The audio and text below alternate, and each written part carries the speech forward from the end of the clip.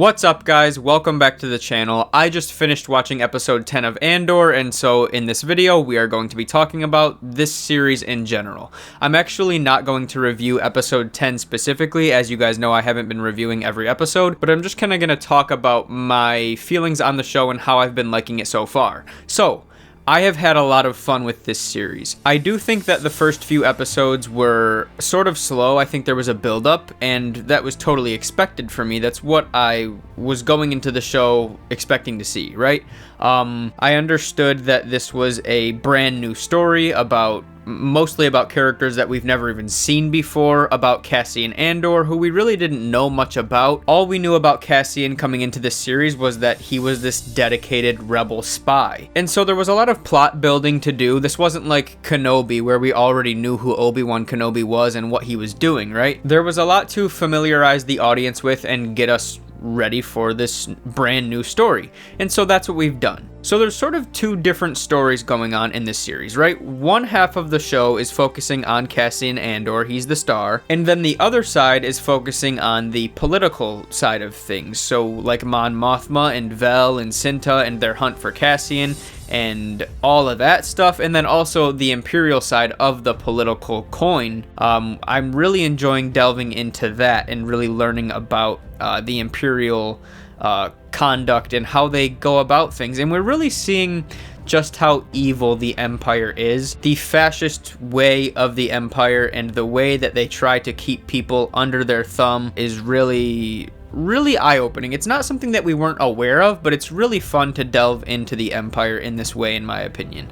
I think Dedra is a really interesting character. I'm really not a big fan of Karn or his mother.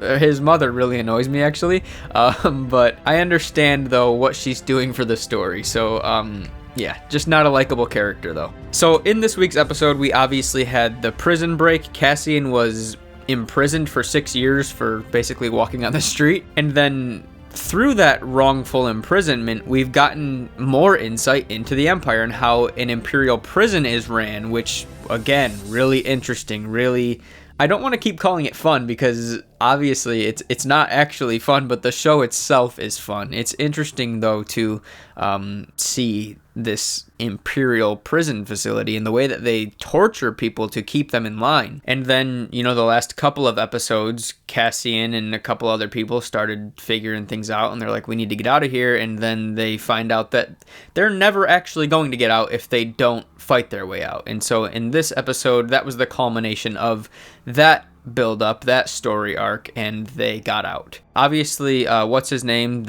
Why can I not think of his name? The character who's played by Andy Serkis, who also played Snoke, by the way, for anyone who doesn't know that, he doesn't get out. So that's sad because he can't swim. So it seems like he was probably left behind, and he's going to have to face the wrath of the Empire and pay the consequences for inciting this prison break, which is probably going to result in punishment by death if he didn't just jump into the ocean and drown.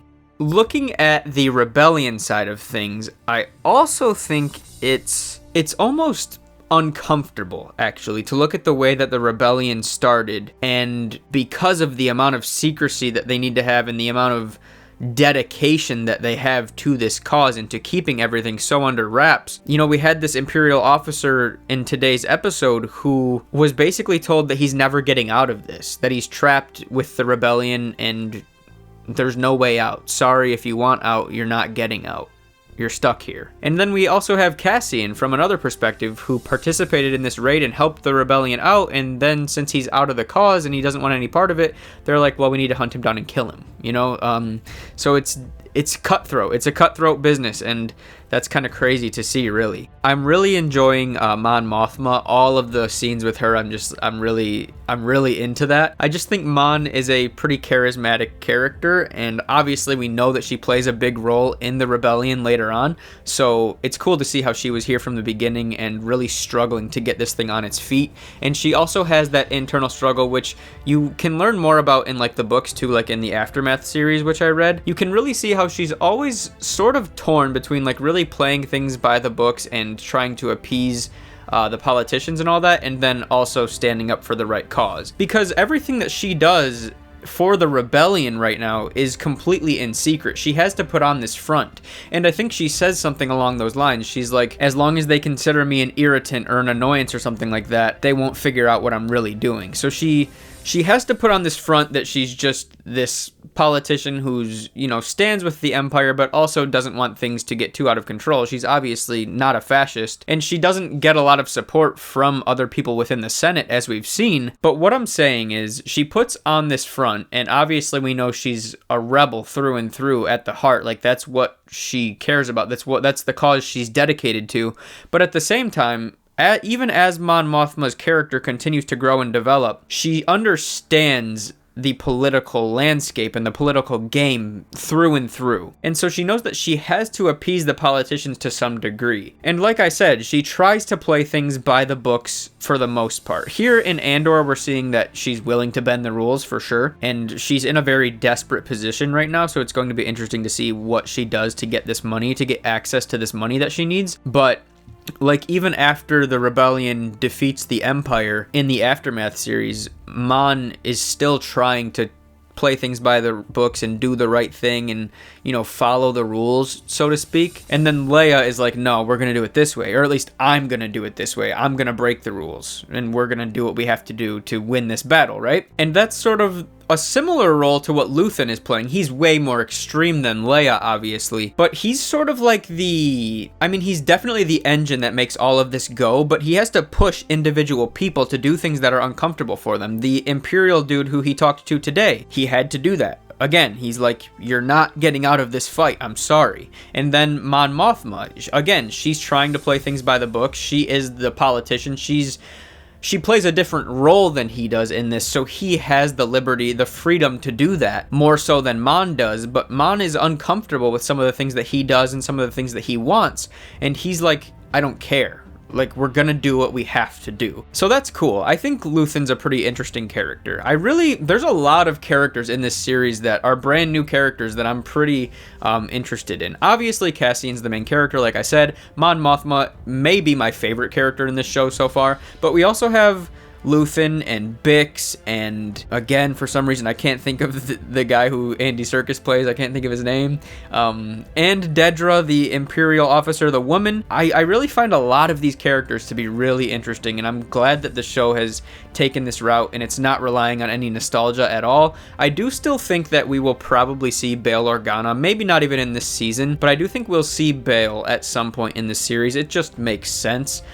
He may be the person who eventually helps Mon with her money situation, her financial struggles here, because she obviously doesn't want to capitulate to this other dude's proposal who came in and talked to her in episode 10. And Bail Organa and Mon Mothma obviously do establish a strong and meaningful bond, and they do work together for the rebellion. So I do think Bail Organa will probably show up at some point. It feels right to me. So overall, my thoughts on Andor are, I really don't like to compare shows in this way. Like, it's one thing to say, like, what's your favorite show? Yeah, this is my favorite show.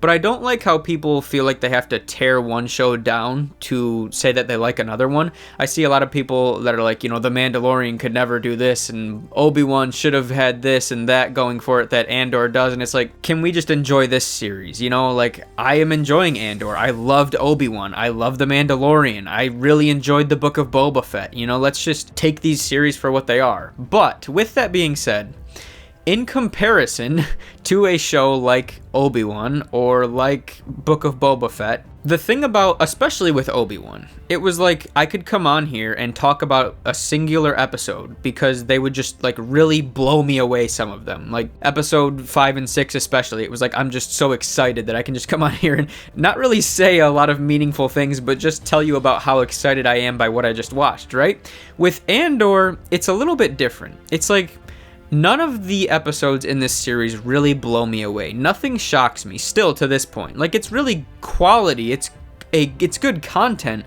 but nothing really like knocks me off my seat and I'm like, oh my gosh, I can't believe this happened, right? But every episode is at least pretty good, and each episode continually builds on the last one, and I think the series does a very good job of that, and it seems with each episode that we're opening up to a wider scale and a bigger story and slowly starting to establish more connectedness each and every week with the greater story of Star Wars. And I'm really enjoying that. It's completely doing its own thing, and each episode, like I said, continually builds on the last one. So there's not necessarily like a specific story that happens in each episode and then you go in a different direction in the next episode. And I like that because you can really like sit down and watch it like a movie almost. Obviously that'd be a pretty long movie, but I think that's a cool thing. I see a lot of people saying that Andor is by far and away the best Star Wars show and it's their favorite series. I would not go that far, at least not yet.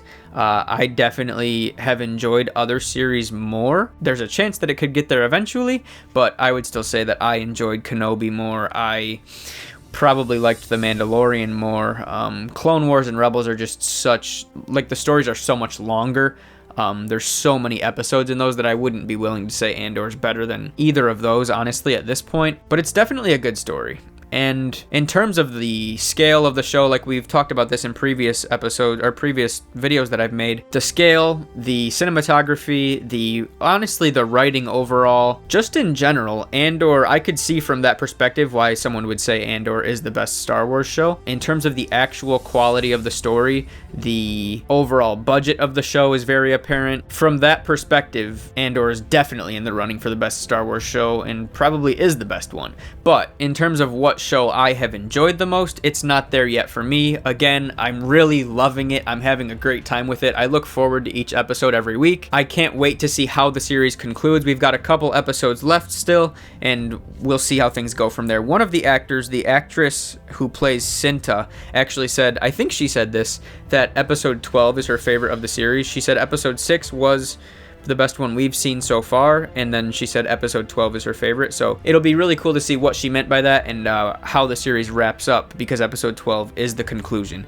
But that is going to wrap things up for me, so thank you all so much for watching. Let me know what you guys have thought about Andor so far in the comments section below. If you enjoyed this video and if you're enjoying this series, please remember to drop a like to support the channel. Subscribe to the channel if you are new. Have a wonderful day wherever you may be, and remember, the Force will be with you always.